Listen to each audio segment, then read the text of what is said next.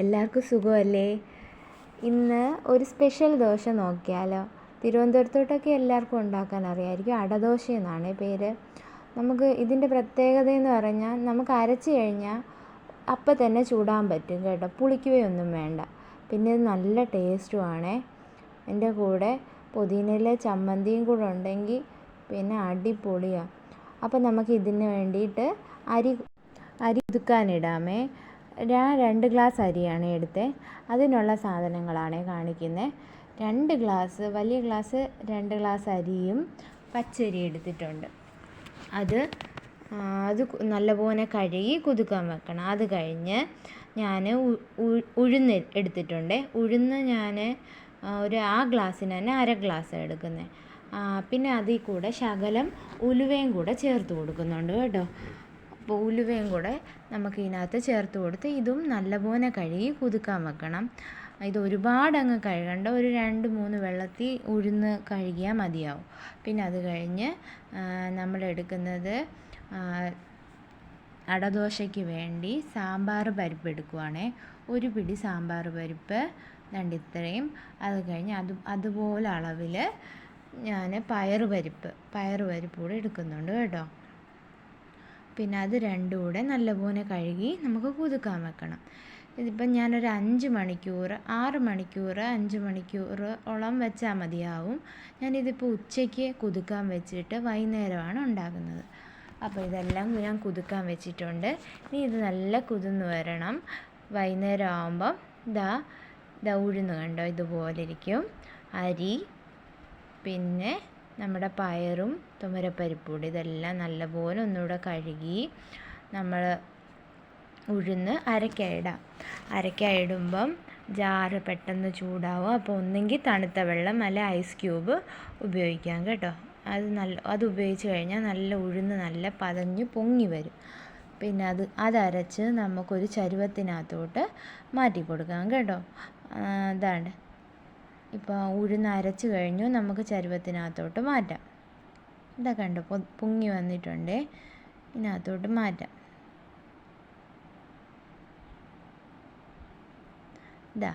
ഇത് മാറ്റി കഴിഞ്ഞു. ഇനി നമുക്ക് അരി നല്ലപോലെ അരച്ചെടുക്കാം കേട്ടോ.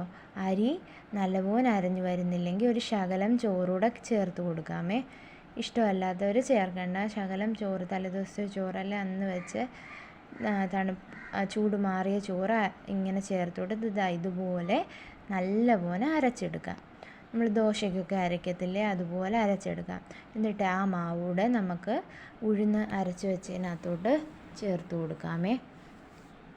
ഇതാണ് നമ്മുടെ ദോശ ബാറ്റർ അല്ലേ, ഇഡ്ഡലി ബാറ്റർ. ഇതിപ്പോൾ നമ്മൾ അടദോശയുടെയാണ് ചേർക്കുന്നത്. അപ്പോൾ ഈ പയറും പരിപ്പും കൂടെ അരയ്ക്കാനുണ്ട്. അത് രണ്ടും എടുത്ത് അതിനകത്തോട്ട് ഞാൻ ശകലം കറിവേപ്പിലയും കൂടെ അരയ്ക്കാൻ ഇടുന്നുണ്ട്.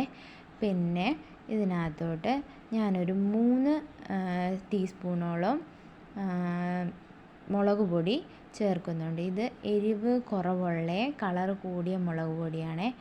അപ്പോൾ ഞാൻ 3 സ്പൂണോളം ചേർക്കുന്നുണ്ട്. ഇതിൻ്റെ കൂട്ടത്തിൽ ഇത് നല്ല ഓറഞ്ച് കളർ വരും നമ്മുടെ മാവിനെ. 3 സ്പൂണ് ചേർത്തു. ഇനിയും കായപ്പൊടിയാണ് ചേർക്കാൻ പോകുന്നതെങ്കിൽ കായപ്പൊടി ഇല്ലാത്തവർക്ക് കായക്കട്ടയായാലും മതി. കായക്കട്ട ഒരു ചെറിയ പാത്രത്തിൽ ശകലം ചൂടുവെള്ളം എടുത്ത് എത്ര കായക്കട്ടയാണോ വേണ്ടത് അത് അതിനകത്തിട്ട് ഇച്ചിരി കഴിയുമ്പോൾ നല്ല അലിഞ്ഞു വരും. അത് ഈ മാവിനകത്തൂടെ ചേർത്താൽ മതിയാവും. പിന്നെ നമുക്ക് ഉപ്പൂടെ ഈ മാവിന് ആവശ്യമായിട്ടുള്ള ഉപ്പൂടെ ചേർത്ത് കൊടുക്കാം. എന്നിട്ട് ശകലം വെള്ളം ഒഴിച്ച് ഒരുപാടങ്ങ് അരച്ചെടുക്കല്. ഇച്ചിരി തരിതരിയായിട്ട് അരിച്ചെടുക്കണം. ഇതുപോലെ ഞാൻ കയ്യിലെടുത്ത് കാണിച്ചു തരാമേ എങ്ങനെയാണെന്ന്. കണ്ടോ, ഇതുപോലെ ഇച്ചിരി ഒരു പരുവത്തിന് അരച്ചെടുക്കണം. എന്നിട്ട് ആ മാവൂടെ നമ്മൾ അരച്ച് വെച്ച മാവിനകത്തോട്ട് ചേർത്ത് കൊടുക്കും. കൈ വെച്ച് നല്ലപോലെ ഇതുപോലെ മിക്സ് ചെയ്ത് കൊടുക്കണം. ആ മാവിനകത്ത് ഫുള്ളത് പിടിക്കണം. എന്നിട്ട് കൈവച്ച് നല്ലപോലെ മിക്സ് ചെയ്ത് കഴിഞ്ഞ് നമുക്ക് തവിയെടുത്ത് നല്ലപോലെ ഇളക്കി ഒരു ബബിൾസ് പോലെ ഇങ്ങനെ മൂളി വരും. അതുവരെ നല്ലപോലെ ഇളക്കി ഇങ്ങനെ യോജിപ്പിച്ച് നമുക്ക് അടച്ചു മാറ്റി വെക്കാം. ഇനി ചമ്മന്തിക്കുള്ള നോക്കാം.